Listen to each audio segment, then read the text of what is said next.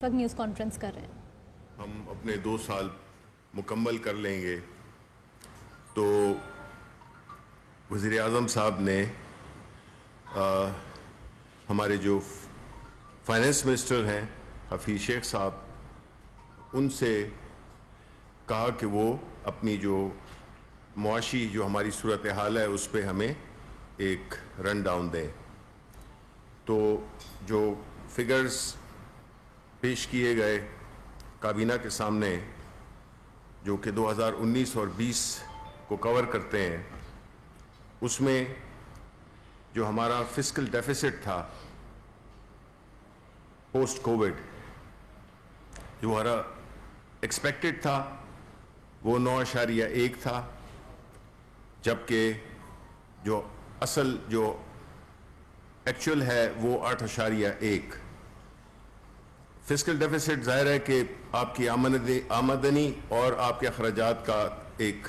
Difference ہوتا ہے، جس سے یہ ظاہر ہوتا ہے کہ جو وزیر اعظم صاحب کی پالیسی تھی کہ ہم غیر ضروری اخراجات میں کمی لائیں اور حکومت کے جو جتنے بھی ایسے اخراجات ہوتے ہیں جو غیر ضروری ہوتے ہیں ان کو کنٹرول کر کے ہم یہ 1% کا فرق ہم نے ڈالا ہے، جو کہ بہت اہم فگر ہے. اسی طرح جو پرائمری ڈیفیسٹ جو کہ آپ کی جو آمدن اور اخراجات کے درمیان جو فرق ہوتا ہے، اگر آپ قرضوں کی ادائیگی یا جو انٹرسٹ ہے اس سود پہ وہ نکال دیں تو وہ ہمارا جو ایکسپیکٹڈ تھا وہ تھا 3.1، جبکہ ہم نے اس کو جو ہدف جو حاصل کیا گیا وہ 1.8، یعنی اس سے بھی بہتر، یعنی جتنا کم ہوگا اتنا وہ بہتر ہوگا. پھر کرنٹ اکاؤنٹ ڈیفیسٹ جو کہ ہم نے جب ہم آئے تھے تو اس وقت $20 ارب کا تھا، پچھلے سال اس کو کم کر کے 13 ارب کر دیا، اور اس کے 19-20 میں جو یعنی جو گزشتہ مالی سال تھا اس کو ہم کم کر کے $3 بلین لے آئے. اب یہ جو ہے یہ بڑا ایک امپورٹنٹ اہم فگر ہوتا ہے، کیونکہ یہ آپ کی جو امپورٹس ہوتی ہیں، آپ کی جو ایکسپورٹس ہوتی ہیں، اس کا ظاہر ہے جب آپ امپورٹ کریں گے تو اس کے لیے ڈالر چاہیے ہوتے ہیں، اور اگر آپ کے پاس اتنے ڈالر نہیں ہیں تو ظاہر ہے وہ پھر بوروئنگ کرنی پڑتی ہے اور آپ کی کرنسی پہ بھی بہت پریشر پڑتا ہے. تو اس کو ہم نے کم کر دیا. اس کی وجہ ترسیلات کی زیادہ ہونا بھی شامل ہے، اس کی وجہ اس میں جو ہمارے اسٹیٹ بینک کے ریزروز ہیں وہ بھی شامل ہیں، ہماری ایکسپورٹس بھی بڑھی، تو اس کی وجہ سے جو ہمارا جو کرنٹ اکاؤنٹ ڈیفیسٹ ہے وہ بڑے مینیجیبل آ گیا ہے. مطلب ہے کہ وہ اب اتنا بڑا اماؤنٹ نہیں ہے کہ ہم اس کے میں مسلسل پریشان رہیں کہ یہ ڈالرز ہم نے کہاں سے پیدا کرنے ہیں، جس کی وجہ سے اگین جس طرح میں نے کہا کہ کرنسی پہ پریشر آتا ہے. اس کے بعد جو اسٹیٹ بینک کے جو ریزروز ہیں وہ 8.5 ارب تھے، اب وہ الحمدللہ 12.5 ارب ہو گئے ہیں. یہ وہ ریزروز جو کہ پرائیویٹ جو کہ بینکنگ جو پرائیویٹ بینکس کے پاس ہوتے ہیں یہ اس کے علاوہ ہیں. پھر میجر اکنامک سٹیمولس جو ہم نے دیا تھا کووڈ میں 1.2 کھرب روپے کا، اس میں بجلی پہ ہم نے سبسڈی دی، گیس پہ جو ٹیوب ویلز تھے ان پہ ان کی جو بجلی تھی، قرضہ جات جو تھے جن لوگوں نے قرضے لیے ہوئے تھے ان کی ادائیگی میں ان کو ایک فیسلٹی دی گئی. اسی طرح فرٹیلائزر. اس کے علاوہ جو ہمارا جو بنیادی جو احساس پروگرام تھا کیش کے تھرو، ہم وہ کوئی 1.5 کروڑ لوگوں تک ہم نے وہ پیسے پہنچائے بڑے شفاف طریقے سے، بڑے منظم طریقے سے. اسی طرح یوٹیلیٹی سٹورز میں بھی ہم نے جو سبسڈی دی وہ بھی ایک بہت اہم حصہ تھا، بیکاز مقصد یہ تھا کہ جتنے بھی غریب لوگ ہیں ان کو کم از کم قیمت پہ اشیاء جو ضروری اشیاء ہوتی ہیں وہ مہیا کی جائیں. پھر جو کنسٹرکشن پروجیکٹس ہیں جو کہ آپ جیسے جانتے ہیں کہ کنسٹرکشن کی انڈسٹری کو انسینٹیوائز کرنے کے لیے، اس میں آسانیاں مہارت دینے کے لیے جو حکومت نے مختلف اقدامات کیے. ان میں سے ایک سب سے جو اہم یہ تھا کہ وہ ان غریب لوگوں کے لیے جو کہ گھر خریدنا چاہتے ہیں اور ان کے لیے بھی انسینٹیو رکھا کہ ان کو بڑے ہی کم مارک اپ پہ قرضہ جات کی فراہمی اور اس میں بھی پھر حکومت کی سبسڈی دینا. اور اسی طرح وہ لوگ جو کہ کنسٹرکٹ کر رہے تھے, جو کہ بلڈرز تھے, ان کو بھی ٹیکس میں چھوٹ دی گئی. یعنی اگر ہم 100 روپے لیتے ہیں تو وہ ٹیکس ہم نے 90% کٹ کر کے اس کو صرف 10 روپے کر دیا, تاکہ لوگ اس ایکٹیویٹی میں آئیں اور روزگار کے مواقع بھی مہیا ہوں اور لوگوں کو گھر بھی مل سکیں. وہ لوگ جو کہ ساری عمر ایک خواب دیکھتے ہیں گھر خریدنے کا, ان کے لیے یہ ایک بہت بڑی فیسلٹی دی گئی.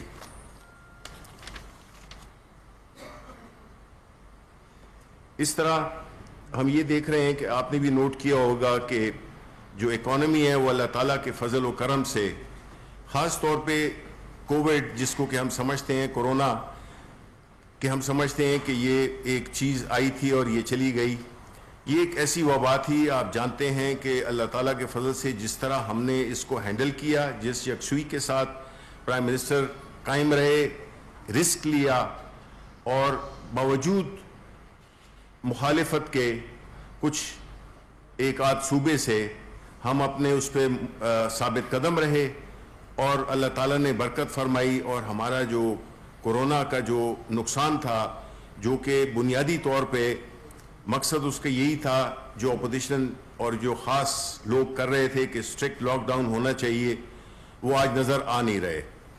وہ لوگ ابھی اپنے کبھی انہوں نے اس چیز کا ذکر ہی نہیں کیا, کیونکہ وہ تو ایسا طبقہ تھا, وہ اشرافیہ تھی جو کہ اپنے آپ کو تو وہ بہت محفوظ سمجھتی تھی اور ان کا اس سے کوئی سروکار نہیں تھا کہ وہ شخص جو کہ ایک ڈیلی اپنا روزانہ اجرت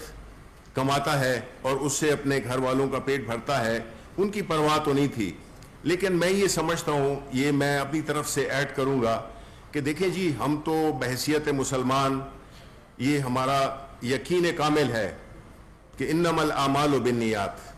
اگر آپ کی نیت ٹھیک ہوگی, اگر نیت آپ کی غریب طبقے کو مدد کرنے کی ہوگی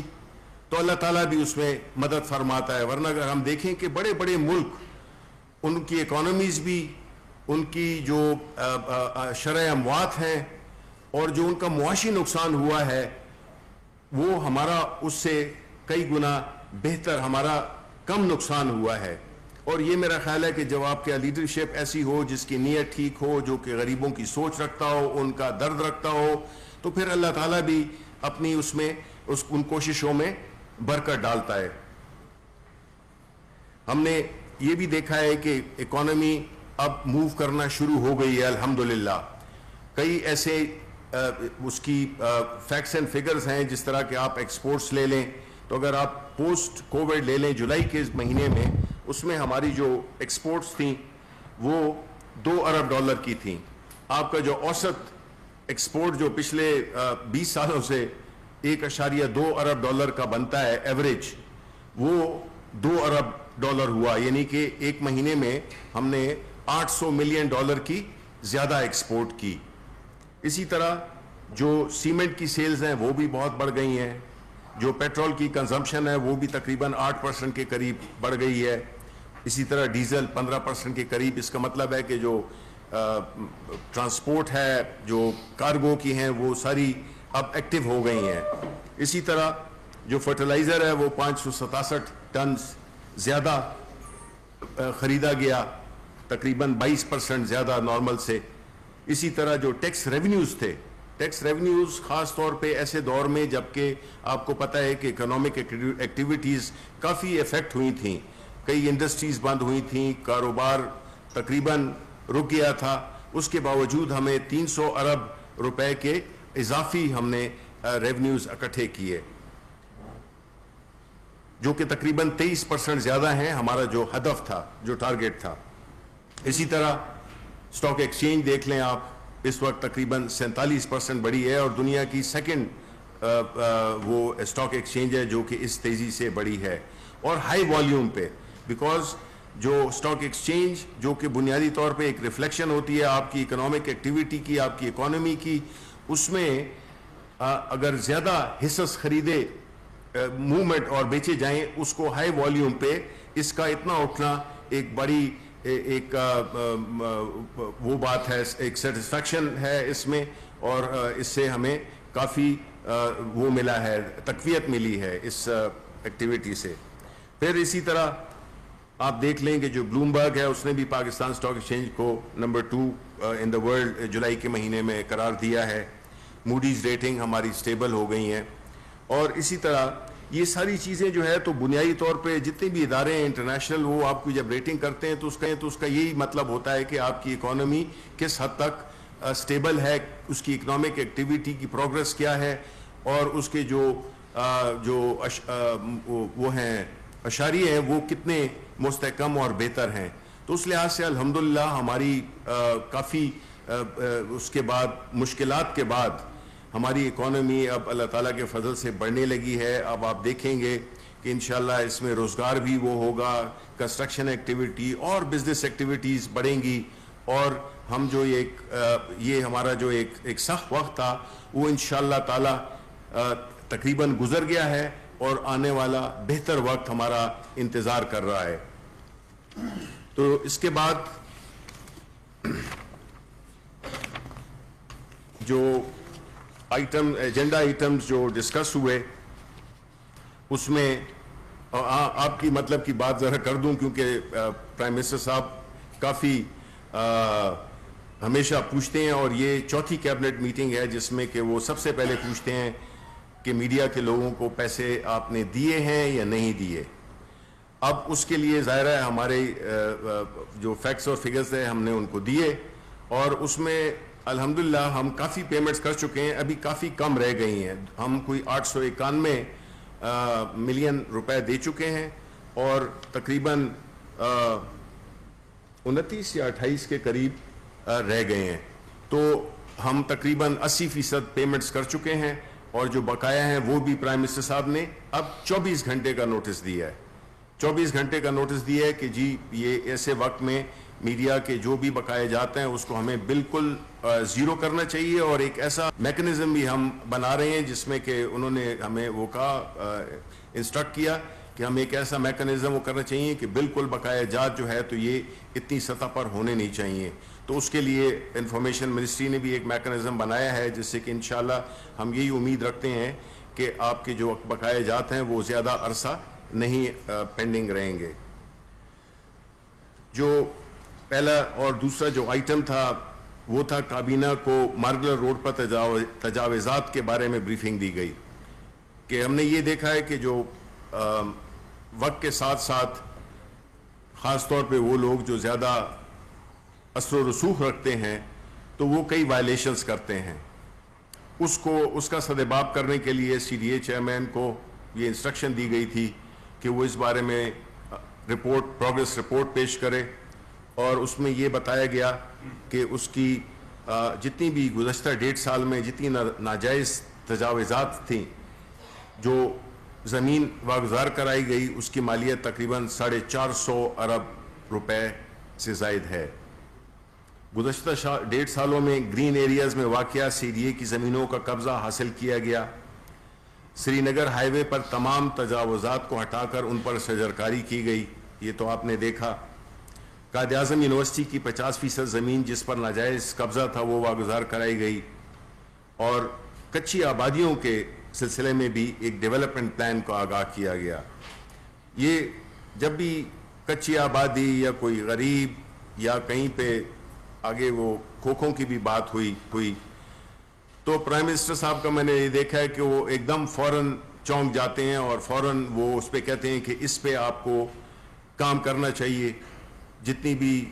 لوگ ہیں جو کہ اب کھوکھے جو کہ سی ڈی اے میں ہمارے اسلام آباد میں جو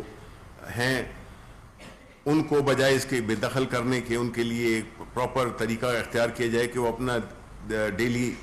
کاروبار کر سکیں، اور ان کو سہولیات دیے جائیں اور ان کو تنگ نہ کیا جائے۔ یہ پرائم منسٹر صاحب کی خاص انسٹرکشن تھی۔ اور اسی طرح جو کچی آبادیاں ہیں اس کے لیے بھی بتایا گیا کہ ان کو ایک زیادہ معزز طریقے سے ان کی جو رہائش ہے وہ ہونی چاہیے، جس میں کہ ساری فیسلٹیز بھی ہوں. تو اس سلسلے میں بھی سی ڈی اے کے چیئرمین کو انسٹرکشنز دی گئیں کہ وہ اس کا بھی اس کو اب گراؤنڈ پہ لائیں. پلانز تو بنے ہوئے ہیں. اسی طرح آئی جی اسلام آباد نے بھی پریزنٹیشن دی جس میں انہوں نے بتایا کہ انہوں نے تقریباً 1537 ایکڑ زمین واگزار کرائی ہے، جس کی مالیت اگین 450 ارب سے زیادہ ہے. اور انہوں نے ہمیں اسلام آباد کی جو لا اینڈ آرڈر کی سچویشن ہے اس کے بارے میں بتایا، جس میں کہ انہوں نے یہ بتایا کہ 5 بڑے جرائم جن میں ڈکیتی، چوری، گاڑی چھینے جانے، نقب زنی اور اغوا کے جرائم، ان میں 37% کمی آئی ہے. باوجود اس کے کہ جب کووڈ جیسی یا کورونا جیسی ایک ایسی وبا نے ہمیں گھیرے ہوئے تھا، اس میں ظاہر ہے کہ مالی اور مشکلات بھی بہت تھیں. تو ایسی سچویشنز میں ذرا لا اینڈ آرڈر کی سچویشن بھی خراب ہوتی ہے، لیکن اللہ کا بڑا کرم ہے کہ ہم اس فرنٹ پہ بھی ہماری پازیٹیو پروگریس ہے. پھر جیسے میں نے پہلے کہا کہ جو وہ ہیں جو غریب افراد، خصوصاً جو کھوکھے والے غریب افراد ہیں، ان کو متبادل جگہ اور ٹھیلے فراہم کیے جائیں اور اس پہ سختی سے عمل بھی کیا جائے. اور کابینہ نے نیشنل پارک اور سی ڈی اے کی دیگر زمینوں کے ارد گرد جنگلہ لگانے کی بھی منظوری دی. پھر آئٹم نمبر 3 تھا پائلٹوں کے مشکوک لائسنسوں کے معاملے میں. کابینہ کو اب تک کی جو پیش رفت اس میں ہوئی ہے، جتنے وہ جو 262 پائلٹ جن کے لائسنسز پہ کچھ آبزرویشنز تھیں، ان کے بارے میں اس کی پروگریس بتائی گئی کہ کتنے کو پروسیس کر دیا جا چکا ہے، کتنوں کو فارغ کر دیا گیا ہے. وہ پائلٹ جو کہ بیرون ملک میں فلائی کر رہے ہیں ان کے تقریباً سارے وہ کلیئر تھے. اور یہ بھی کہا گیا کہ اس کو جو ہے تو اگلے مہینے کی 30 تاریخ تک اس پروسیس کو مکمل کر دیا جائے، بیکاز جتنا بھی ٹائم لگے گا تو ظاہر ہے کہ وہ اس میں مشکلات میں اضافہ ہوگا.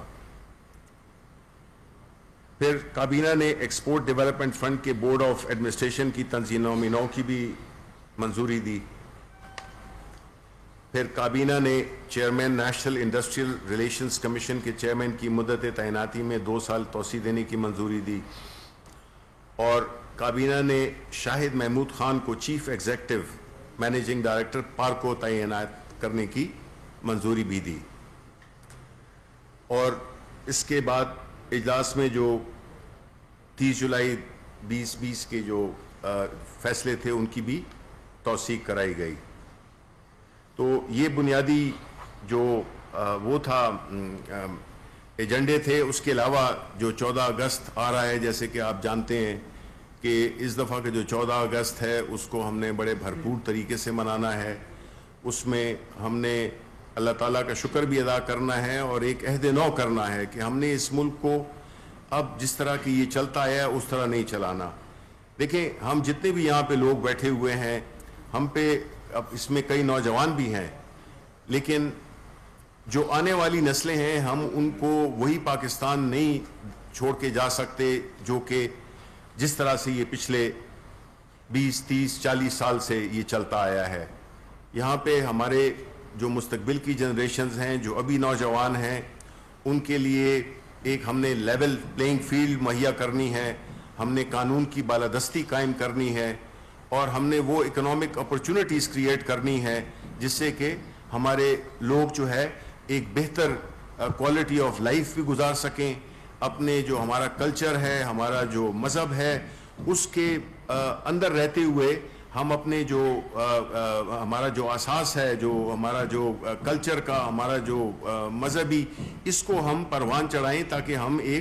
ایک خود مختار اور ایک انڈیپینڈنٹ قسم کی قوم ہوں. کیونکہ دیکھیں، جب تک ملک غریب ہوگا، جب تک اس کا انحصار قرضوں پر ہوگا، نہ تو ہماری کوئی بیرون ملک عزت ہوگی، نہ ہماری جو فورن پالیسی کی ڈیسیژنز ہیں وہ انڈیپینڈنٹ ہوں گی، اور اسی طرح جو ہے قوم کی جو میجورٹی ہے وہ غربت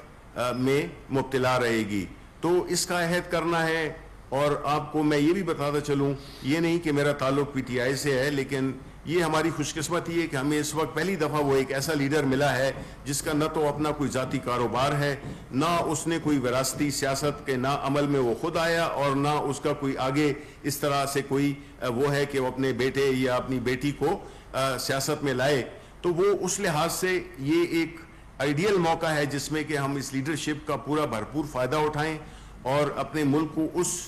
راہ پہ چلا دیں جس سے کہ ہمارے جو مستقبل ہے وہ چاہے تعلیم کے لحاظ سے، صحت کے لحاظ سے، ترقی کے لحاظ سے ایک بڑا ہی ایک مستحکم قسم کا اور ایک خوشحال پرامن ملک بنے. بہت بہت شکریہ.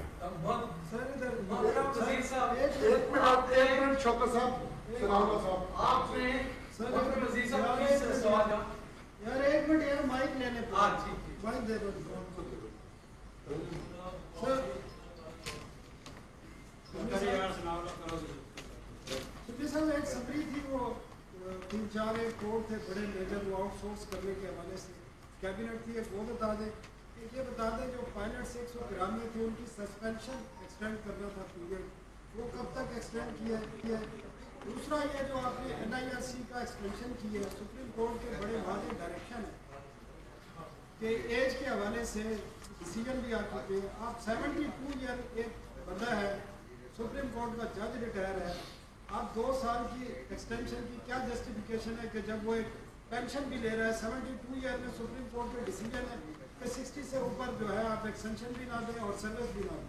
تو اس کی کیا وجہ تھی، کون سا پریشر تھا جس پر آپ نے شاکر اللہ جان کو 2 سال کی مزید ایکسٹینشن کی ہے. ایک اور سوال ہے جو اس وقت آپ نے کیونکہ اکانومی کی سچویشن بتائی ہے، سعودی عرب نے پاکستان سے $1 ارب جو پائے تھے وہ واپس لے لیے، اور ڈیفر پیمنٹ پہ جو آپ کو آئل کی فیسلٹی تھی وہ بھی معطل کر دی. تو پاکستان اس صورتحال میں کیا پالیسی اختیار کر رہا ہے؟ پاکستان کا ڈیلیگیشن کب سعودی عرب جا؟ نہیں، اگر یہ اکانومی کی بات کی، اس میں 4 سوال ہیں بھائی، بہت جواب دینے دیں پھر آپ کر لینا، وہ ادھر ہی بیٹھے.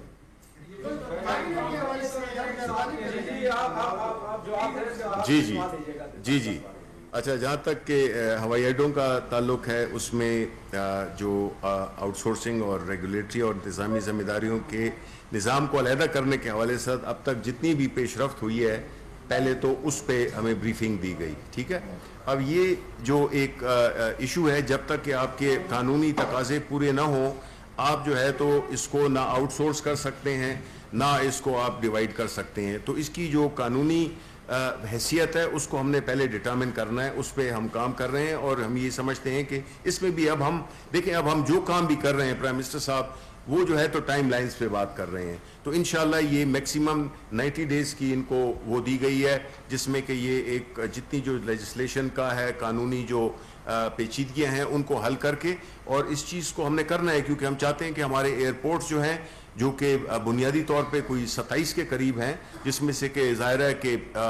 کچھ ہیں جو کہ منافع میں ہیں، جو کہ اسلام آباد ہو گیا، پشاور ہو گیا، ملتان ہو گیا، کراچی ہو گیا، لاہور ہو گیا. باقی جو ہے تو جو ایئرپورٹس ہیں وہ ظاہر ہے کہ وہ انکم نہیں جنریٹ کر رہے because of the low traffic اور وٹ ایور.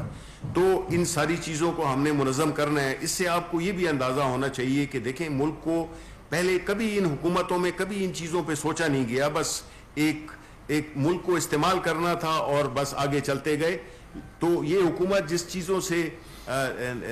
نپٹ رہی ہے وہ یہ کافی کمپلیکیٹڈ ایشوز ہیں، لیکن ہم نے ان کو کرنا ہے. ہم نے ہر فیلڈ میں جو ہے ہم نے ریفارمز بھی کرنی ہیں اور ان کو ہم نے بہتر بھی بنانا ہے. دوسرا آپ کا جو سوال تھا کہ جو 2 سال کی جو ایکسٹینشن دی گئی ہے، جی شاکر اللہ جان صاحب، دیکھیں جی بعض اوقات دیکھیں ہمیں جو ہے تو یہ ہر اس میں یہ ریکمنڈیشنز بھی ہوتی ہیں، اور ہم یہ سمجھتے ہیں کہ جب آپ کو کوئی ایک اس سے بہتر کینڈیڈیٹ نہ مل سکے، ایٹ ٹائمز یہ بھی ہوتا ہے، تو اس کی بنیاد پہ ان کی ایکسٹینشن جو ہے تو ان کو دی گئی ہے. سسپینشن پیریڈ کتنا بڑھایا ہے پائلٹس کے؟ دیکھیں وہ اگلے مہینے کے 30 تاریخ تک یہ لمٹ دی گئی ہے، کیونکہ جس طرح میں نے کہا کہ اس کو ہم لمبا نہیں کرنا چاہتے، کیونکہ جتنا ہم اس کو لمبا کریں گے تو وہ غیر یقینی صورتحال برقرار رہے گی، بلکہ کابینہ نے تو بڑے ریلکٹنٹلی، جس کو کہتے ہیں کہ کوئی ہم نے کوئی بڑی اس سے ہچکچاہٹ سے ہم نے یہ 1 مہینے کی ایکسٹینڈ کی، لیکن سختی سے یہی کہا کہ اس کو ہم نے 30 تاریخ تک ہم نے اس کو سالو کرنا ہے، اس پوری اس کو کہ یہ سارے جتنے بھی کیسز ہیں جو ہیں وہ کلیئر، جو نہیں ہے وہ نہیں ہے۔ جی سعودی عرب کا جہاں تک تعلق ہے، دیکھیں سعودی عرب ہمارا ایک بڑا ہی ایک قریبی ملک ہے، برادر ملک ہے، اس نے ہمیشہ ہمارے ساتھ کھڑا ہوا ہے، جتنے بھی ہم سخت وقت میں جب بھی تھے انہوں نے ہمیشہ ہمارے ساتھ کھڑے ہوئے ہیں۔ ہمارے دو اپنے جو عظیم ترین ہمارے جو مذہبی مقامات ہیں وہ بھی وہاں پہ ہیں، ان کے وہاں پہ ہماری بہت سی لیبر بھی وہاں پہ کام کرتی ہے، تو سعودی عرب تو ہمارے ساتھ ہمیشہ رہا ہے اور ہم ان کا شکریہ ادا کرتے ہیں۔ یہ پیسے جو ہے نا ہمیشہ کے لیے تو نہیں ہوتے ہیں، یہ تو دیے بھی جاتے ہیں، واپس بھی کیے جاتے ہیں، تو اس کو چیزوں کو مختلف طریقوں سے جوڑنا میرا خیال ہے کہ یہ ہماری ملک کی انٹرسٹ میں نہیں ہے۔ ہم ان کی قدر کرتے ہیں اور ہمیں کوئی اس معاملے میں کوئی جی دیکھیں وہ تو ہمارا وہ چلتا رہتا ہے، ہم بیکاز ایک تو کورونا کی وجہ سے ہماری جو سفارتی سرگرمیاں تھیں وہ اتنی ایکٹیو نہیں رہیں، بیکاز اور ملک ابھی ہمیں تو اللہ تعالیٰ کا فرض ہے، لیکن اور کئی ممالک ہیں ان میں جو ہے تو کورونا ابھی بھی بہت ایک سیریس مسئلہ ہے، تو انشاءاللہ یہ ایکٹیویٹی چلتی رہے گی اور اس کو زیادہ آپ اس سے نہ دیکھیں شکوک و شبہات سے۔ یہ اقتصادی صورتحال کے حوالے سے آپ نے جو کی وہ تو مہنگائی میں بھی بے انتہا اضافہ ہوا ہے 2 سالوں کے دوران، وہ تو میں سوال نہیں کروں گا کیونکہ عوام جانتی ہے کہ اس کا گزارا بھی بڑی مشکل سے ہو رہا ہے۔ میرا سوال یہ ہے کہ سعودی عرب کے حوالے سے جو کیفیت آج نظر آ رہی ہے سعودی عرب کے حوالے سے، اس سے پہلے کسی حکومت میں ایسے نہیں ہوا، قرضے معاف بھی ہوئے ہیں، اس سے پہلے بہت بڑی تعداد میں انہوں نے پاکستان کی امداد کی، آئل کی پیمنٹس، لیکن اچھا اس میں وزیر خارجہ کے بھی جو 3-4 دن پہلے ان کا ایک بیان بھی چل رہا تھا کہ سعودی عرب کی وجہ سے انہوں نے کانفرنس میں شرکت نہیں کی اور یہ معاملات اس طرف جا رہے ہیں۔ یہ بتائیے گا کہ اس کو درست کرنے کے لیے ابھی چیف آف آرمی اسٹاف سے بھی کوئی ملاقات ہوئی ہے ان کے سفیر کی، اور یہ کیا ہو کیا رہا ہے؟ دیکھیں جی یہ آپ کو معلوم ہے کہ یہ جو انٹرنیشنل ایشوز ہوتے ہیں، جو آپ کو پتہ ہے کہ دنیا ایک نئے اس میں جا رہی ہے، ری ایڈجسٹمنٹ میں جا رہی ہے، جو ورلڈ آرڈر ہے وہ چینج ہو رہا ہے اسپیشلی گزشتہ کچھ سالوں میں، تو اس میں تو ظاہر ہے کہ آپ کو ہر ملک کو اپنی جو نیشنل انٹرسٹ ہے اس کو پروٹیکٹ کرنا ہوتا ہے، اور ظاہر ہے پاکستان بھی بحیثیت ایک ساورن اسٹیٹ ہم اپنی جتنی بھی نیشنل انٹرسٹ ہیں ہم اسی کی ڈائریکشن میں کام کریں گے، اسی کو انہی آبجیکٹیوز کو پرسو کریں گے جو کہ ہماری نیشنل انٹرسٹ کو تقویت دیتے ہیں یا وہ اس کو